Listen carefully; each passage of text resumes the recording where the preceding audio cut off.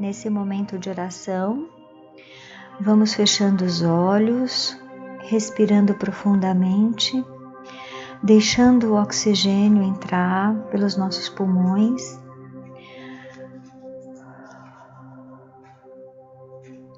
Vamos elevando os nossos pensamentos à espiritualidade maior, nos desligando dos problemas da matéria, das dificuldades do dia a dia e elevando os nossos pensamentos ao nosso Pai Maior, visualizando mentalmente Jesus de braços abertos, nossa Mãezinha Maria, que sorri e vem ao nosso encontro.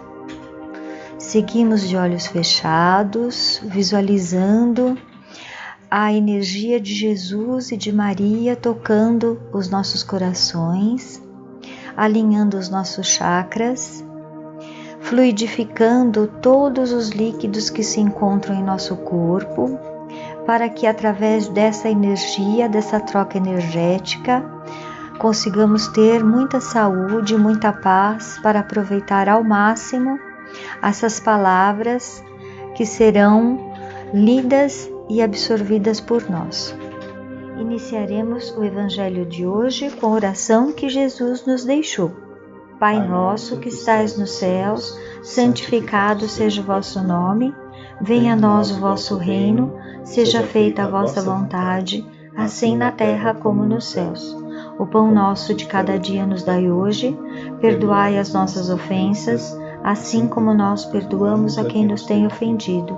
E não nos deixeis cair em tentações, e livrai-nos de todos os males, que assim seja, graças a Deus. Bom Evangelho a todos. Evangelho Espírita no Lar. Capítulo 7. Bem-aventurados os pobres de espírito. Instruções dos Espíritos.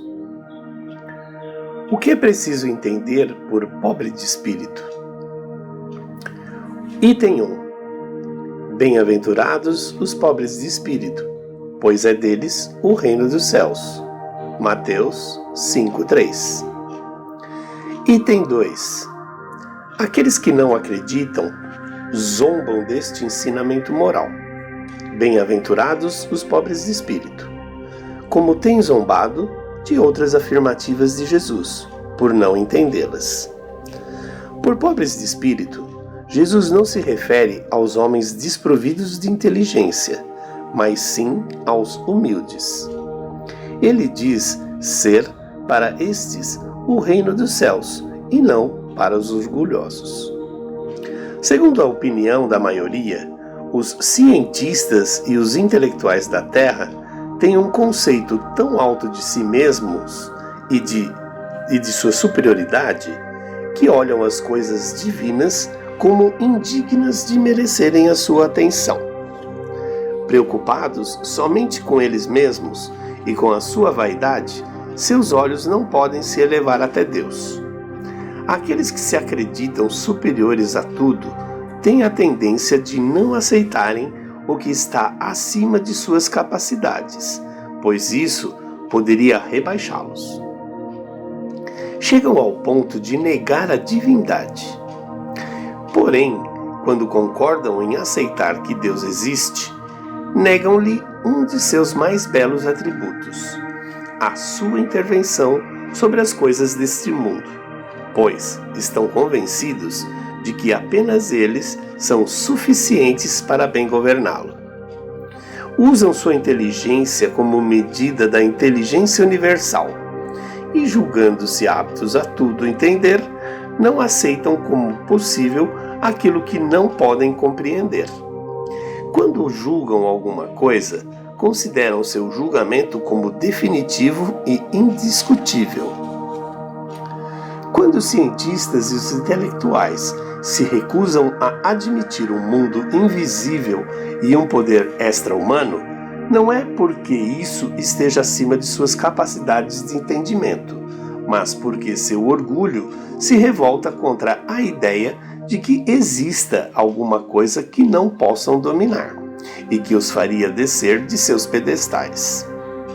É por isso que mostram sempre um sorriso de desdém por tudo que não é do mundo físico e visível.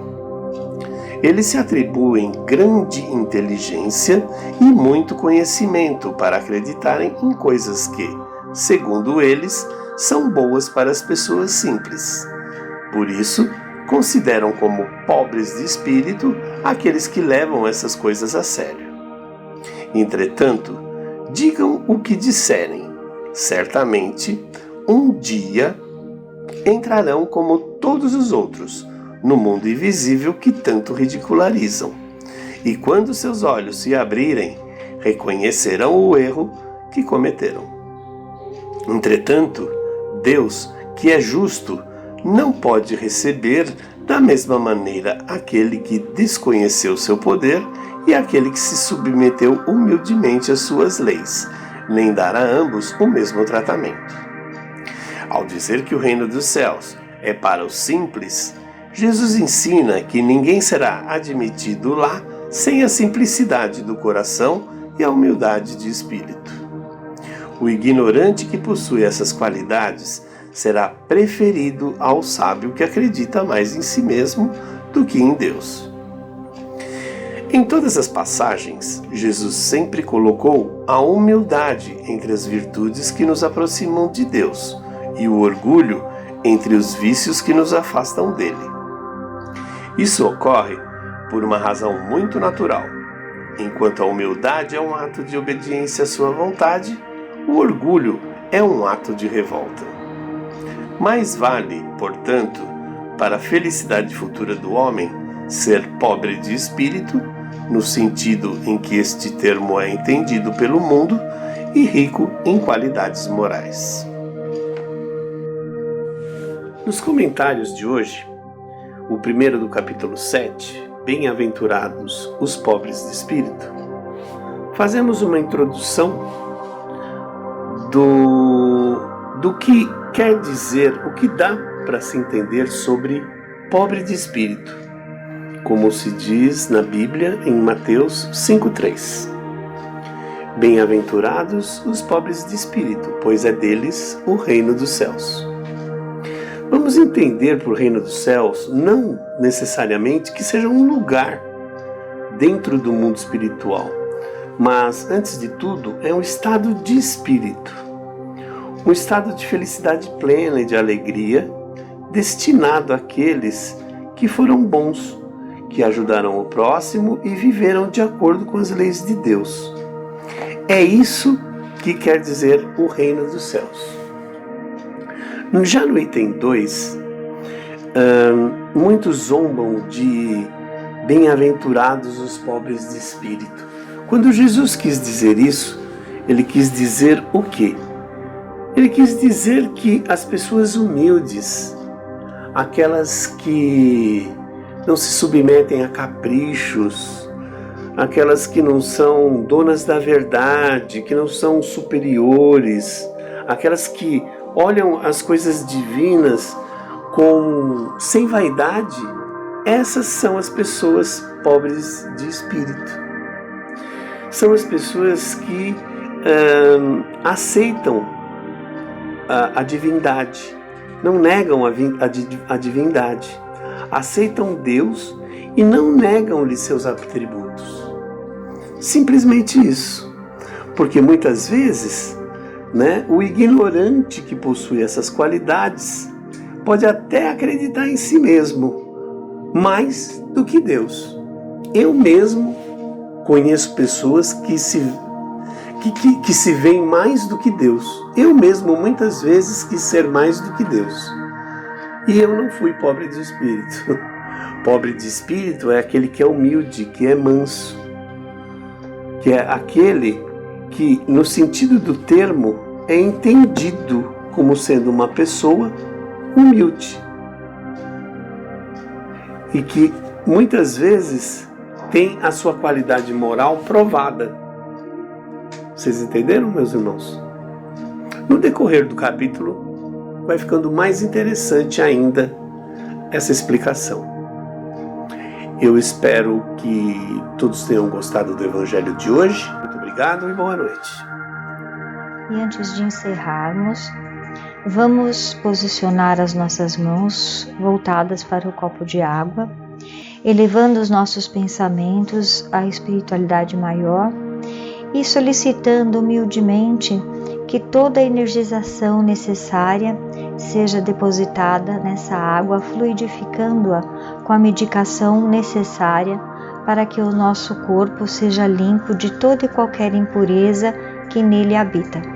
E agora vamos fazer a oração de Maria para nos conectar à nossa Mãe.